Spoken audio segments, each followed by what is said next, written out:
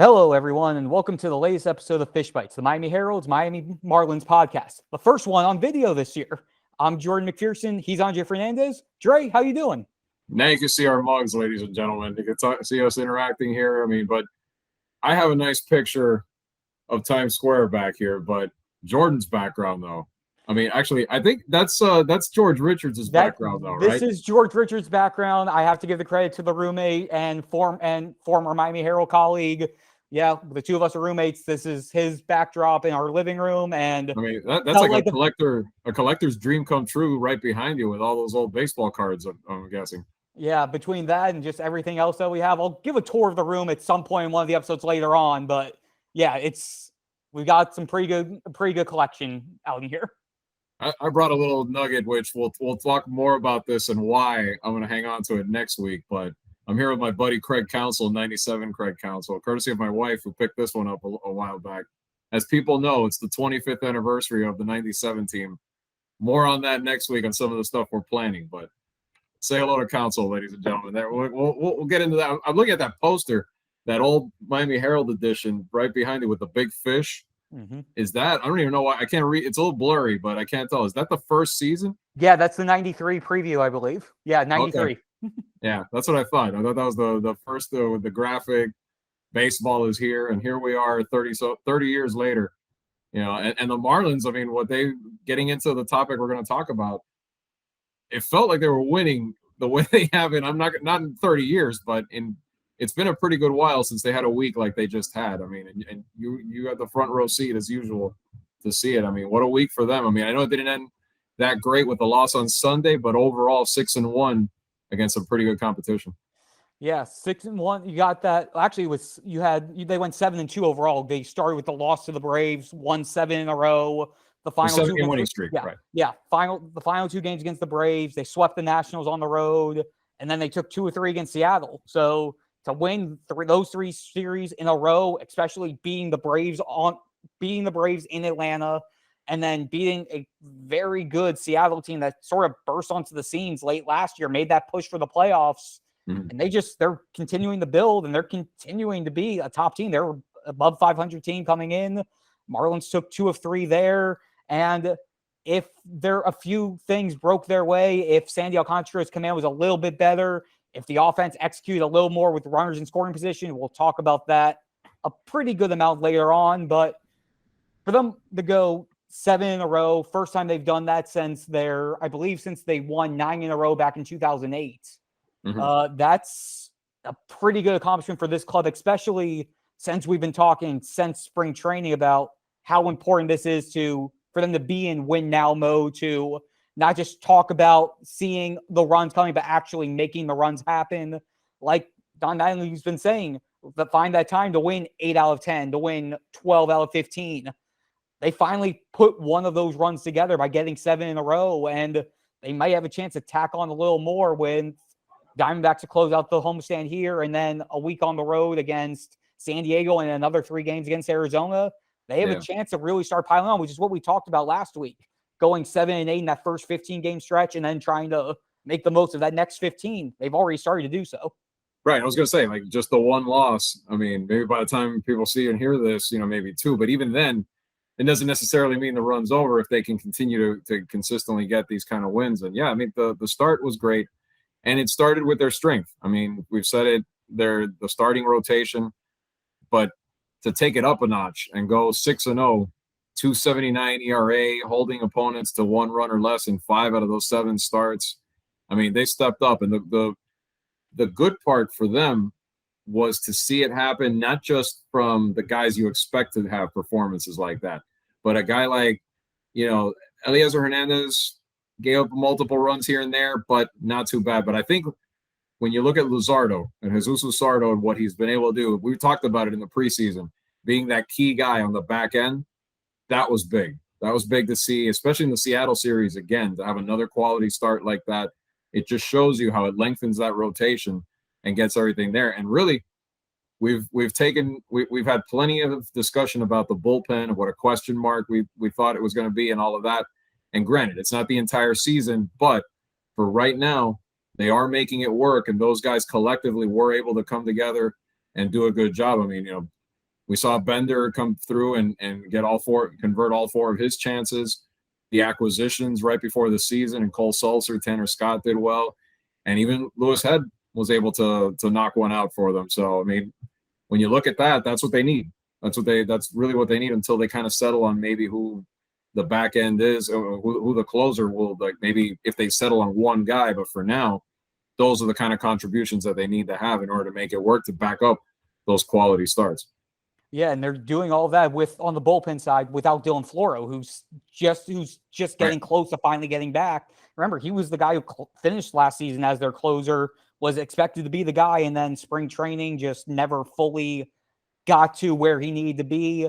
He's been doing some rehab assignments. He just finished a back-to-back Saturday and Sunday up in Jacksonville, and I think that was really the last key that the Marlins wanted to see before bringing him back up. Whether he comes up during the end of this homestand or they bring him back to start the trip to San Diego, it'll be interesting to see what happens then, because now you have, between Dylan Floro, Anthony Bender, Cole Sulser, Tanner Scott, Anthony Bass as well, who hasn't done the closer spot but has been high leverage.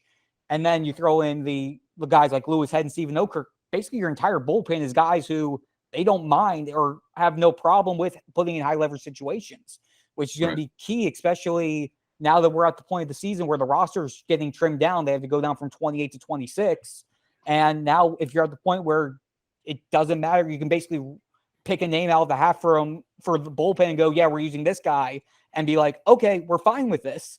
That's going to work in their favor. Obviously, would be ideal for them to have somebody to be that guy, especially if come late June, late July, that they're still in contention and they're able to swing a move to get someone who could be that high leverage guy.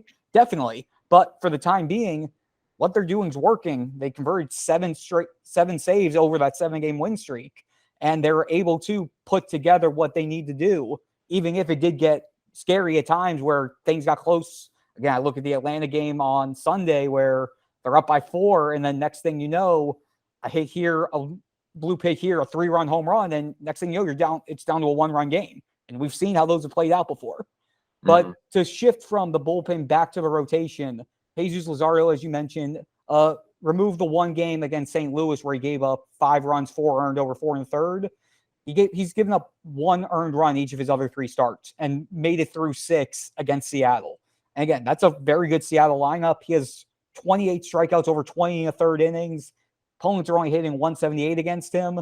But as good as he is, and as much we talk about Sandy as the ace, Pablo freaking Lopez, man. Pablo freaking Lopez. Well, I knew we were going to get to a lot of Pablo, but that's why I kind of started with Jesus first, because I was like, the fact that he's doing it on the back end. But yes, I mean, go on. Yeah, no, I mean, he only has a 0.39 ERA through 4 starts, the best in Marlins history and the best in Major League Baseball as of the time of this recording. And it's been fun to watch him take off like he has, but we've always known how good Pablo can be when he's healthy. And that's going to be the key word that I will continue to stress every single time that we talked about him. And hopefully we're still talking about him in the second half of the season, because he's always put up great numbers. I mean, even if you look back to last year when he was just about a 3 ERA through the All-Star break, and then we didn't see him until he threw an inning or 2 in that final game because he had a shoulder injury, which has been the theme in 2018 and 2019 and last year. 2020 obviously was the shortened season. He was able to get through all that. But if Pablo can stay the course and give the Marlins potentially a second ace and just further reaffirm that spot in the rotation, and then you have Luzardo on the back end, and you go basically Luzardo at the 5, then you flip back to Sandy and Pablo at the 1-2, and then you've got Trevor, and then whether Eliezer stays in that spot, or when Edward Cabrera is finally ready, or Max Meyer, who we're going to talk about later, a little bit later on, when you have that 5th spot and you have options to look through, it's a good spot to be in. Yeah, it definitely is. I mean, the way yes, we know he can be good, but this is like another level of good that he's hitting right now, which is interesting to see. That changeup is working right now. The way he's mixing, the way he's locating, it is, let me tell you, it is some serious stuff right now. And I think, we're sort of recording this a tad earlier than we normally do, but fans are going to be treated to that gem on Monday night where it's him against Zach Gallen. I mean, and right now, 2 guys under 1 in terms of ERA. I mean, I know it's early in the season, but that's a treat. And it's the first time former Marlin and Zach Gallen is pitching against them. So that'll have been something interesting as well. But overall, I think what Pablo's able to do, like you said, I mean, I worried too, because yes, it's not, you always hear Tommy John, and that's feared as the worst one. And obviously it's an injury that takes some time to get over, but shoulder injuries are not good either. And in general, and we've seen what it's done to pitchers in the past. And for the fact that Pablo has been able to come back strong from that, if he can stay durable, that's huge. Because again, like you were talking about, all the reasons you talked about, just from top to bottom in that rotation, what he's doing right now, he's pitching like the ace even more right now. And that's just that much better when you're in a division where you have a team right now like the Mets, which so far is also, kicking butt in the NL East. And why? Because of the depth of starting pitching is a big part of it. So you need those horses to hang in the long run, and that's going to be interesting to see if the Marlins can keep doing that. Yeah, and the Mets, as you mentioned, they're doing it without some guy named Jacob deGrom either. They're going to have him back at some point. Not even their main guy. Exactly, not even their main guy. So imagine when they get to that point. I mean, that's the thing. So when you look at down the road, all those head-to-head matchups, both Pablo and Sandy, they're both going to be going up against those guys, and those performances are going to have to be there, or at least close. Yeah, and then just one more number that I just want to mention on Pablo, specifically with the changeup. 46.9% swing and miss rate. Yep. Almost every other swing against that pitch does not make contact. Yeah. No, and he's locating his fastball well. I know he's got 10 strikeouts off of that this year so far. I mean, he's mixing in the cutter pretty well. Doesn't use it as much, but here and there. Uses it just enough. Solid. Just enough to like throw guys off and really just, again, the weak contact too. When guys do make contact, if you look at it, I mean, that's kind of been his MO throughout his career, but it's right there at the high standard that he wants it to be at so far this year too. Yeah, and as much as we talk about the pitching, the offense is still something we need to address. Obviously, they had some bright spots during this win streak. Outscored opponents 35-23, average about 5 runs a game during a time when offense really has been down all across baseball. And the Marlins are producing above what they did last year, which obviously was the goal, especially with the big hitters that they brought in between Avisail Garcia, Jorge Soler, Joey Wendell, Jacob Stallings, and then just the other guys, Brian Anderson being healthy, Jesus Aguilar getting on base. But there are still some spots where there's improvement to be made. The biggest, which we talked about last week, runners in scoring position. The Marlins, over the 7-game win streak, 20 for 74 with runners in scoring position. Better than what they were heading in, but still only 270, which can be a lot better considering how often they've had guys on base. I mean, They had a 354 on base percentage during the 7-game win streak. Over the season, heading into the time that we started with the podcast, 325 on base percentage. They have the 8th highest OBP in baseball, but they're only 22nd in with runners in scoring position and batting average. If they can just bump that up, even if that 223 turned into a 253 or a 260, with just the amount of opportunities that they have, just by the sheer number, that's just going to bring that offense, bring that the run score total up even more, even if it's still in the bottom half of the league for average, by just having more opportunities than other teams by just simply drawing walks or getting the hits. It will help out if they're able to just find enough to get 1 or 2 more key hits in key spots during games.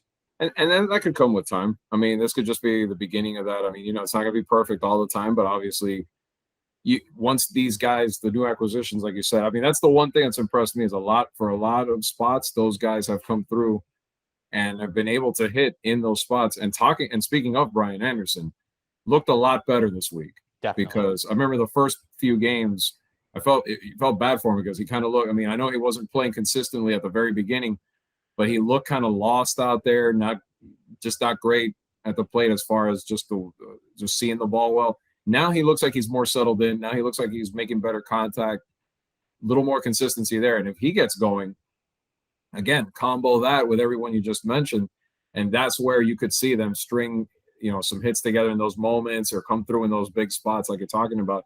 And then that'll just have that spiral effect to just make the offense that much better and all the benefits that you look for to back up that pitching. Yeah, no, I'm glad you mentioned Anderson specifically because when he hit his home run, I looked up just what he was doing. Because again, he's not in every day. I believe he started 16 of 21 games now. But again, when you see, especially at the start when he wasn't in as much, now he's also balancing playing third base and also spots and times in the corner outfield to give Avisail Garcia or Jorge Soler either a full day off or let them move to the DH and give Garrett Cooper or Aguilar a day off. In between balancing all three defensive spots, he's now under the radar quietly. He's safely reached base in 13 straight games. He's hitting, it's 12 for 39 with 4 doubles, the home run he hit to break up the shutout on Sunday. He's run 10 walks in that span too. And also, Jesus Aguilar also quietly is on either, I think it's a 14-game on-base streak as well. So you're seeing these guys, well, the power isn't there. You're not getting the extra base hits, but they're getting on base. And sometimes that's really all you need. You just need get the single, get on base, and give the threat of potentially being able to score. And that could change things almost as much as a home run at certain situations. Yeah, it's going to create more of those opportunities. And like you said, I mean, eventually, yes, their runners in scoring position, their batting in that situation has to get better, but the more opportunities you create, the better it can be. I mean, no doubt about it. So, I mean, that it all is going to have a carryover effect together. And the walks part, that's what I meant before. It just looks like he's seeing the ball better, looks more comfortable at the plate, kind of like he used to than before. And yeah, kudos to him, because now when you're looking at him in the field, I mean, that was the thing coming in. We knew he was going to get moved around a little bit, but it feels like even more so. And credit to him, because some of that you can prepare for in the off season, but sometimes if you don't really know, that's tough to kind of pick up on the fly. So he's been able to do that. And that's just going to make him that much more valuable throughout the year to what they're hoping to accomplish. Definitely. And just to quickly wrap up, again, we touched on Arizona coming in for the 3-game series to end this homestand. Again, Gallen versus Pablo Lopez, game 1. To be announced, who always has a fantastic game one way or the other. You're that Twitter joke. Yeah, that TBA again. You have to have some fun, especially at the end of the season. TBA against Trevor Rogers, and then Madison Bumgarner against Eliezer Hernandez to cap the homestand, and then they go back to the West Coast, which means second trip on the West Coast in the month for me. I'm not complaining one bit there. You get 4 days in San Diego. You better not be complaining. Damn right, I'm not complaining about that. I get 4 days in San Diego, and then 3 days in Phoenix to wrap up a stretch of 16 games in 16 days. Which again, it's another thing with just to quickly go back with the depth of the lineup, being able to give guys days off and rotate guys around, which Manley did a good bit over during the time in Washington and the first year in the series against Seattle, just trying to find, I think he's ideally trying to get everybody at least 1 or 2 full days off throughout this. So you're not just burning guys out this early in the season, especially with this being the first of, I think, 2 or 3 separate stretches where they go 10, 11, 12 plus days in a row, which again, and having the body to do it now, this is only going to help them. Right. And Mattingly's that's always kind of been his thing, right? Throughout the time he's been manager, he's always good with telling guys when they're going to have their days of rest and that sort of thing. But it's interesting more now with the change now with the DH, just the way that he's rotating that part of it and being able to kind of fit those pieces on certain days with certain guys and then keep them rested. Yeah, we'll see how it goes. And then hopefully Jazz, will be back. I know he had the stomach issue today, today meaning Sunday, and couldn't play, but he didn't start. He did come in and pinch hit. He didn't start. I'm sorry. Yeah. But I mean, dealing with that held him back a little bit, but hopefully consistency wise, keeps getting in there and keep getting his at bats, because obviously that's big, especially ever since they moved him to the top, which again, a needed move. I thought me and a few other people we know kept hoping for that, and finally it happened. Yep. And now to transition to our weekly minor league segment of the podcast, had a couple pitchers that are very highly talented in this organization finally had some breakout games. Max Meyer, we'll start with him. He's been great all year in AAA, but finally he did what I was hoping to see, and he was able to get into the 7th inning. Pitched 6 2/3 innings for Jacksonville. AAA Jacksonville gave up 1 run on 6 hits, 1 walk, 6 Ks. It's And honestly, I didn't even realize it because I thought he went 7 once last year. 6 2/3, his longest outing in pro ball, period. He never went longer than 6 last year when he was in AA, and as long as this year was 5 2/3. So to finally see him getting deeper into a game and seeing that he can handle a lineup 3 times through, or at least get into the lineup the third time through, that's been my biggest thing that I want to see from him. As I mean, we know the numbers are going to be good regardless in AAA, but that's the main facet of his game that I want to see him handling, how he adjusts after facing players more than once, more than twice in a given outing. And he responded well his first time being able to do that. Yeah, it's going to be interesting to see, because I think if he can show that he can do that, maybe over the next couple starts, at what point does the big league club say, hey, might be ready for his shot? You know what I mean? I'm not saying right now, maybe not in the next week or two. Like, let him prove he can do that consistently, or something close to that consistently. But it's not that far away. I mean, I think it's not that far away, honestly, where you might get into around maybe the early part of the, maybe even next month, who knows, or later this, or I don't know about later this month yet. Let's see how he does. Maybe if he gets another quality start or two. But I mean, it could be Max Meyer time sooner than later at the big league level, and that'd be yet another interesting component that you could drop in there and see how that works out. At least get him to break in and experience what major league, facing some major league lineups is like. Yep, definitely. And then the other pitcher, 19-year-old Yuri Perez, after 3 rocky outings, I guess would be the best way to describe it, to start his AA career, looked pretty darn good on Friday. 5 innings, 1 hit, 12 strikeouts. That plays. Plays. Yeah, he's one of the most intriguing stories throughout the minor league season this year. Like, if you're gonna watch one pitcher, he's the one to pick, I think, in his entire system. And it was good to see, like you said, because this is, again, he's facing older competition, so it's one of those things where it's just the reps, getting acclimated, the whole chess match, just the learning how to deal with hitters, adjusting, all that goes into that development phase for him. So that's a good building block. That's something he can take and roll with, and just add little by little to his arsenal as he continues to tweak and refine his pitches, etc., all that stuff. And it'll be fun to watch him this season, because this is a guy who could fast track, through, if he stays durable and he keeps developing. I mean, he's only 19, so I mean, if that secondary stuff keeps coming along and the tools play, I mean, it could be one of those prospects that gets up at a really young age by the time that opportunity finally comes around.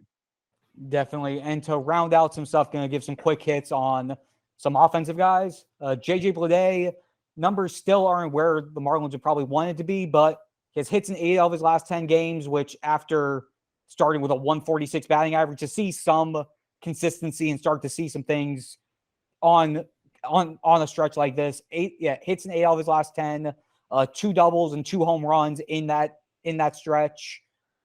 And both the home runs were first pitch ambushes. When I started looking back through everything, again, it was only 237 average in that stretch, but it's still seeing him get hits on consecutive basis, and getting on base. Again, you want to see some more from him, especially as we get into, this is his 4th year with the Marlins, 3rd year of pro ball because of the 2020 year. But again, we're getting to the point where we want to see a little more as he gets closer, especially in AAA, as we try to figure out when the call is going to come, and he's going to need to show it still. A few other guys really quick.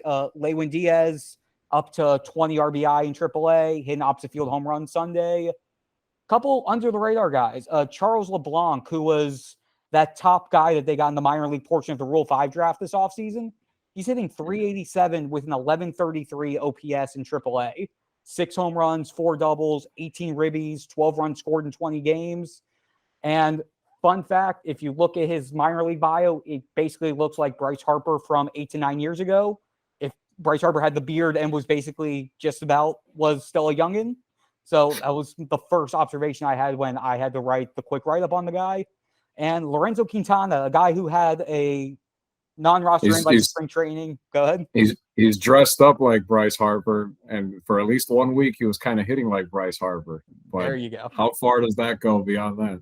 We'll find out. Exactly. Yeah. Lorenzo Quintana, he was a catcher. He's a catcher DH. He was with the Marlins as a NRI in spring training. I believe they got him from the Astros in a very minor deal last year. 991 OPS in AAA. And again, he looked pretty good in the little bit I got to see from spring. And again, it's a good depth piece. And yeah, I'll leave it at that for him. And then Brian Hoeing, who we've talked about a couple times before, just got moved into Marlins top 30 per MLB Pipeline through another 7 shutout innings with 8 strikeouts and 0.35 ERA through 4 starts in Double-A. So he's making a nice pair with Yuri in that rotation up there. Yeah, that's good to see. Obviously, yet another option that they can look at as they continue to develop at that Double-A spot. I mean, a guy who's rising through the system, and we'll see. Those guys, sometimes every once in a while you have a surprise that comes through and maybe breaks through and makes it to the major leagues. We'll see. I mean, circling back to Blade, I think that's going to be just this season is going to be like that. It's just going to kind of be for the next few months. How consistent can he be? Is this sustainable? Like, is this something where he finally picks it up and not so much the numbers, but just the consistency as far as making contact, getting on base, all of that things. Can he get to that point and let the power continue to play? And I like the fact that you saw that it was, those first pitch ambushes, but you want to see him also do that when it's, he has to work through like extended counts, that sort of thing.